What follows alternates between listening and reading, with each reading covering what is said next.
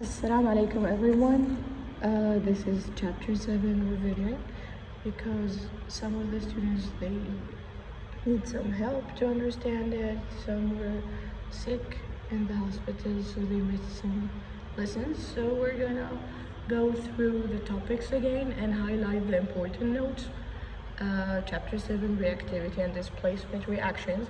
In this chapter, we should learn to describe how readily metals react with oxygen, water, and dilute acids. And we will explore and understand the reactivity series of metals, and we will give examples of displacement reactions. This is page 131, student book. So the first topic is 7.1, reaction of metals with oxygen. It's all about metals with oxygen, then water, then dilute acids. So you need to know first what are metals. Metals are found in the periodic table in the right side, and they are shiny. Some of them are highly reactive, but they have different reactivities, and they are good conductors of heat and electricity. And now we're gonna learn how would they react with oxygen exactly. So first thing, you're gonna know the formula, or like the general equation of the reaction with oxygen. When metal react with oxygen, a metal oxide is formed. Let's see an example over here. So potassium is a metal. If it reacts with oxygen, it will make potassium oxide. For zinc, it's also a metal. If it reacts with oxygen, it makes a zinc oxide. Copper plus oxygen makes a copper oxide. But there is something very important about this equation. It looks so simple, and it actually is so simple. But it's just, if it asks for the word equation, you should write this one. You should write only words. You should write potassium plus oxygen in words. Do not write K plus O2. Do not write it in symbols. Unless it asks for the symbol equation, and I don't think we're gonna ask for the symbol equation in the exam, so make sure to write the word equation only in words. And there is another note, this is not equals, this is an arrow. So if you just decide to replace this with equal sign, it's gonna be wrong, because it shows the direction. It shows that potassium and oxygen are turning into potassium oxide. And what kind of reaction is this exactly? It is oxidation reaction over here, because it's a reaction with oxygen. And at the same time, most of the metals, if you want them to react, you will actually burn them. So burn in oxygen to react with oxygen means it's also combustion and exothermic. So what kind of reaction is this? Is reacting of maybe like zinc with oxygen. It is 3 types of reactions. It's combustion, it's exothermic, and it's oxidation. Like 3 types at the same time. So do they react the same with oxygen? Like you have your lithium and sodium and potassium. Why do you look like this? Why are they just like normal, like those metals? Why shouldn't we keep them in the normal, in the air? Actually, it's written here that we should store them in oil, but why? If you remember from chapter 6, potassium and sodium and lithium, they are called alkali metals. And alkali metals are very reactive, really very reactive. They can even react without giving them any heat to start the reaction. So they react vigorously with the oxygen in the air, they react vigorously with the water vapor in the air, and they form like a massive amount of heat. So they release a lot of heat. So you should keep them in oil, you should store them in oil to prevent them from reacting with the oxygen and the water vapor in the air. So as we said, oxidation reaction is a chemical reaction in which a substance combines with oxygen. So like this is an oxidation reaction. It doesn't have to be a metal only, it could be a non-metal, but here we're talking about metals.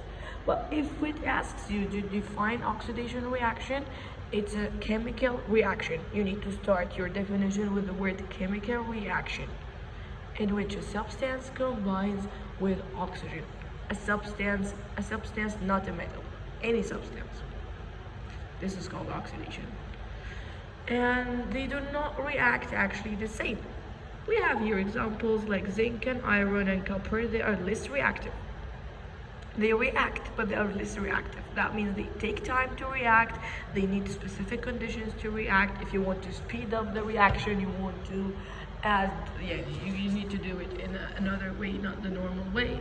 They react very slowly with oxygen when not heated. So one of the conditions, if you want to speed up the chemical reaction, is you heat the metals up.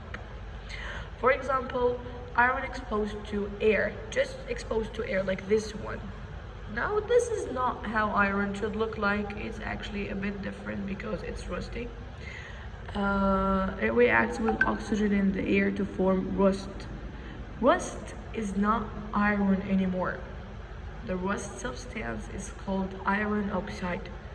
So it was once just iron, just the metal, and it rusted. What is the meaning of it rusted? It turned into iron oxide, which is this color, the brown color here.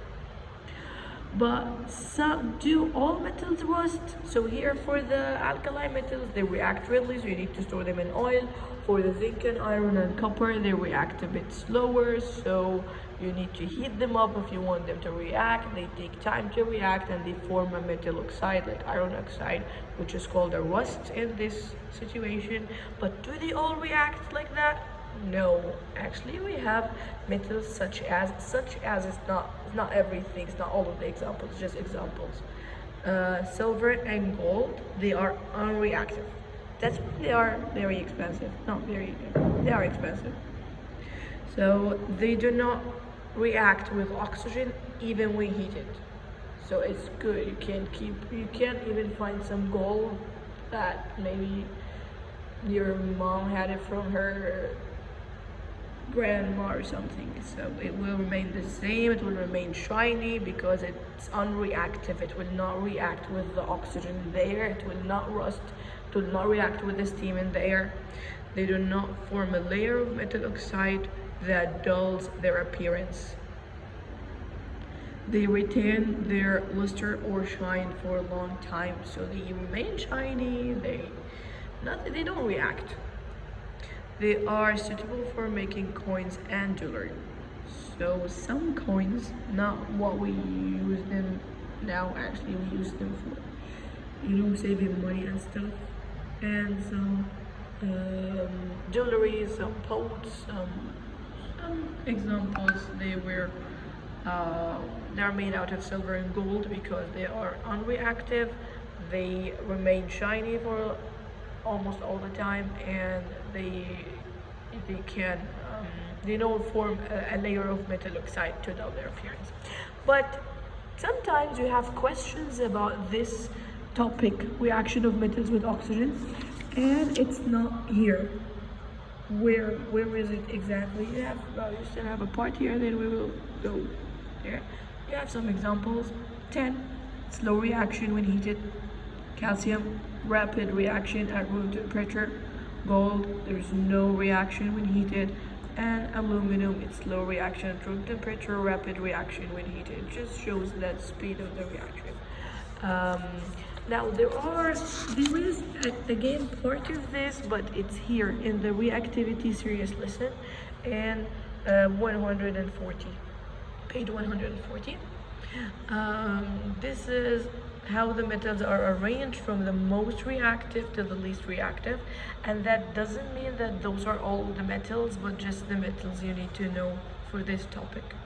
You still have still talking about reaction with oxygen. So for potassium and sodium, it's the same thing.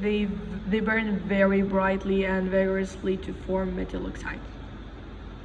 Very brightly and vigorously. They just release a lot of heat, and it can be like kind of a small explosion. and they form metal oxide and they release a lot of heat. So it's highly exothermic. For the more you go down, the less the reactivity. So calcium and magnesium, they burn brightly and vigorously. Not very. Just remove the word very. It's gonna be calcium and magnesium. Just the same thing, but not very. A bit less reactive. So burn brightly and vigorously to form metal oxide. For aluminum, zinc, and iron, it's the same thing. They burn less brightly and vigorously to form metal oxide. They all form metal oxide, except the unreactive ones. Then you have the lead and the copper. They react slowly when heated to form metal oxide, so they take their time. So for zinc and iron, less brightly. For lead and copper, they slowly. Those words are important. They differentiate them. Silver and gold is the easiest to memorize because it's no reaction. So if there is an equation, gold plus oxygen, arrow, it's gonna be no reaction. Is that what you're gonna write? Yes, you're just gonna write no reaction. You do not have to write gold plus oxygen again. It's not gold oxide. There's nothing called gold oxide. And so on. It's not reacting.